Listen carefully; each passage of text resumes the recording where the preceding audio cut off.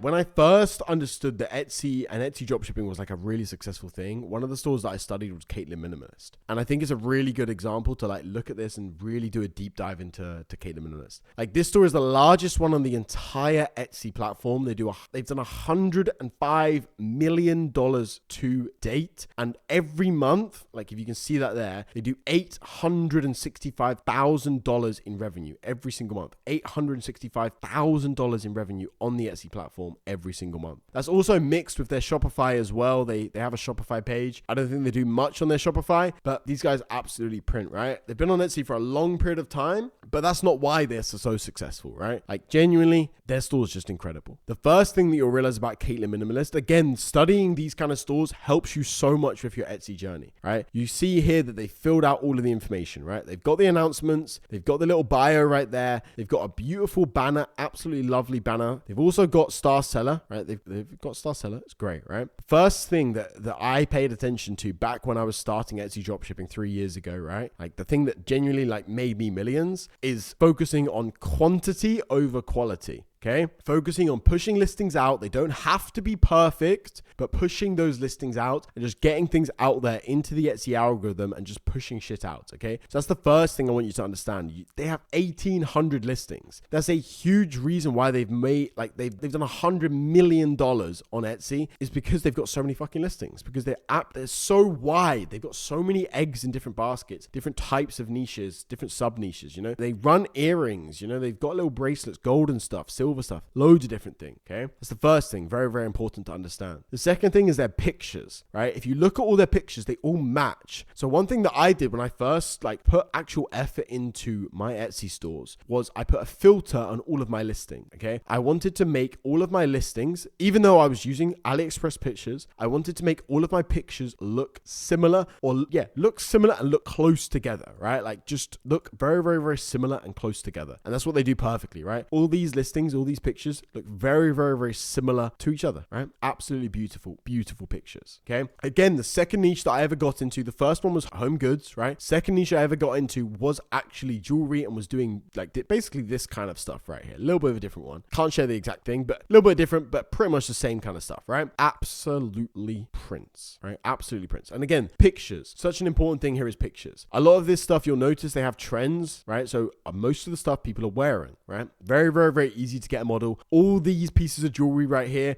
this is $3, $2 shipped. $3, $2, $3, $2, like incredibly cheap. These guys like 80% margin, 70-80% margin on most of their products. Really, yeah, most businesses on Etsy operate on like a 75% margin. So that means if you're selling something for, $25, you're going to be buying it for like $6.50. Like you're selling this for £25, you're buying it for £6, £6.50. So it's so incredibly cheap. So the next thing you'll kind of look at, and like this is something they definitely did back in the day, right? They definitely didn't know which products would work immediately, right? But they doubled down on everything that works well for them. And they found like a tried and true method of just seeing success in terms of all their product photos are exactly the same. Like they're all basically the same kind of vibe, the same kind of skin tones, the same kind of filter, just the same kind of vibe throughout absolutely everything. They've also found their niche, right? They list a lot of minimalist stuff, right? Again, we don't know if they were called minimalist in the beginning. I don't fucking know. But again, focusing on their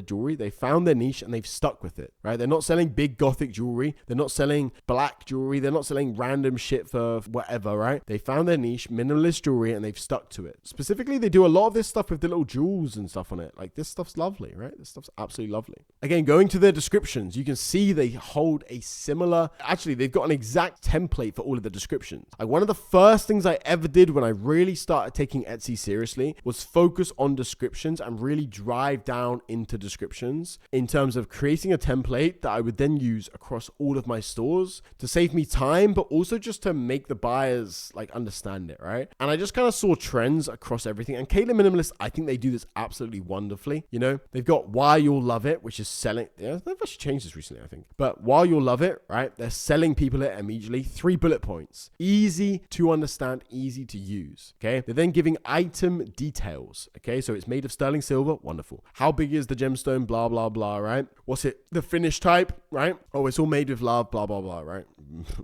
definitely not mass produced or anything, no. But they're clearly detailing exactly what the item is, the exact turnaround time for the item, detailing their policies like shipping, etc., right? Like how to send an image guideline, blah, blah, blah, measuring stuff about Caitlin Minimalist, talking about exactly what their shit is and their story of crafting everything from hand and all this kind of bullshit, right? Marketing stuff, right? More from us, right? And then they link back to their store. So the exact template that Caitlin Minimalist uses is what everyone else should be using on Etsy, really. Like, it's the biggest store on the platform. These guys absolutely fucking print, copy their shit, and it fucking works. Like, this is genuinely what I did right in the beginning. Like, I copied some of the biggest stores on the platform, kind of understood everything, spent hours studying them and just compiling all that data into a big spreadsheet to understand everything much better. And then I just built my stores based off of that. Like, what niches are doing the best on Etsy right now? Which product? How are people taking product pictures? How are people doing the descriptions? How are they doing the titles? You know, doing all these different things and then just building my store based upon those stuff, you know?